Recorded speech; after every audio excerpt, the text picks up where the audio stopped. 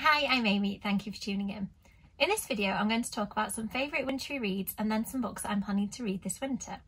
I feel like in the winter I always want to read either something creepy that will keep me up on those long dark nights or something really cosy that I can read and snuggle up on the cold days.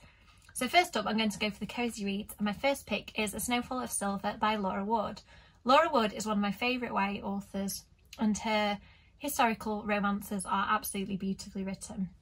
This one is set in a theatre during the early 1930s, and the main character Freya ends up working with a theatre group, and there's all sorts of beautiful snowy scenes, a lovely romance, and it's perfect if you want something comforting this winter.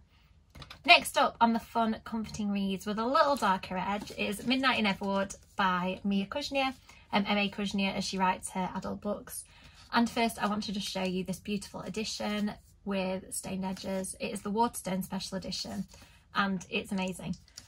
So I read the proof of this a while ago, but I'm thinking about reading it again at this winter season because it is perfect for this time of year. So the main character Marietta is a ballerina and she would like to do ballet professionally, but her parents would like her to get married. It is set, I'm going to check the time period, during the early 1900s in 1906. And Marietta ends up starting off in this historical setting and then going into this romantic, dreamy and very wintry world of Everwood. But she soon finds that Everwood isn't quite as it seems, and the dream that she thinks she might be able to live there starts to feel more like a nightmare. The characters are incredible. There are really, really amazing female characters in particular. There is some romance, which I do enjoy in a cosy read, and I like the fact that it has a dark fairy tale feel as well. I think even when I'm reading a fun book, a little bit of darkness will always keep my attention. So this has been a new favourite this year and one I will be picking up again hopefully during this winter. Next up I've got a few creepy reads and ones with paranormal elements because I do like a winter read with something scary too. So Wranglestone by Darren Charlton is I'd call it a zombie romance with lots of drama, a real sense of thriller and a sense of isolation that feels very much like a western to me, which I really enjoy. So I'm going to read the blurb and then I'll tell you a little bit more about it. Peter has never really felt at home in a place where practicality and grit are valued above all else. He's nothing like Cooper, the boy he's always watched from afar. When he's ordered to join Cooper out on the mainland, they find more than just each other. There they unearth a dark secret about Wranglestone's past, one that forces the pair to question everything they've ever known.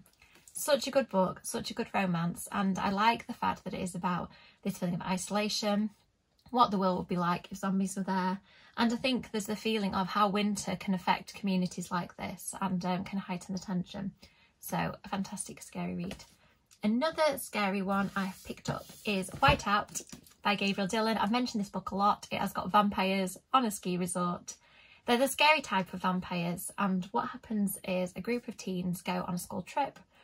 Very quickly the teachers are killed off and they find out that something is stalking them on this ski resort and they're cut off by the snow.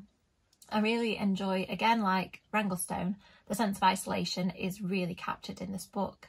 I did used to go skiing and I think that a horror that can tap into something you've experienced is always really effective. So an all-time favourite but a perfect one to read at this time of year, Whiteout by Gabriel Dillon. Next up we've got Vampires in Moscow, which is by Cadis Knight. It is book one of the Bloodweb Chronicles and it has the most perfect Moscow setting. It's snowy, wintry, and it is a paranormal romance with a mystery element. I really, really enjoyed this book. I think that it will be perfect to read at this time of year because of that winter setting, and it has the cosy feel of a romance but also the dark murder mystery element to keep my interest too. So another one that I really loved. Next is a children's book, and I picked this one up when I was pregnant a couple of years ago, and it's called How Winston Delivered Christmas. And I thought it'd be lovely to read with my little boy now that he's getting a bit older. We're going to try it this year. And how this book is written, it's about this little mouse called Winston who ends up going on an adventure. And after each chapter there is a little wintry or Christmassy activity that you can do either with children or by yourself. So I did them before my little boy was born. I did some of the things like baking and some Christmassy crafts, wintry crafts, and I'm going to do some of them with him this year. So it's absolutely gorgeously written.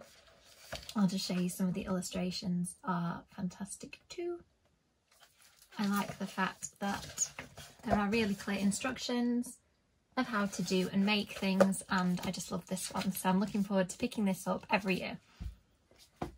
Next up are two books that I haven't read, one of which I was sent by a publisher, one that I bought last year and ran out of time, so I'm hoping to get to these this year. So the one I bought last year, fully intending to read it and then didn't, was All I Want for Christmas by Beth Garrett.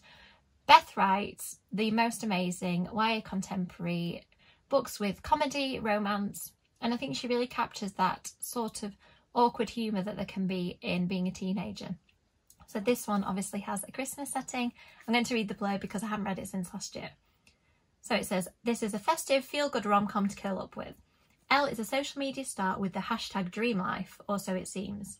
Determined to shake up her content and find new followers, she's on a mission. Can she find a British fan to swap with for Christmas?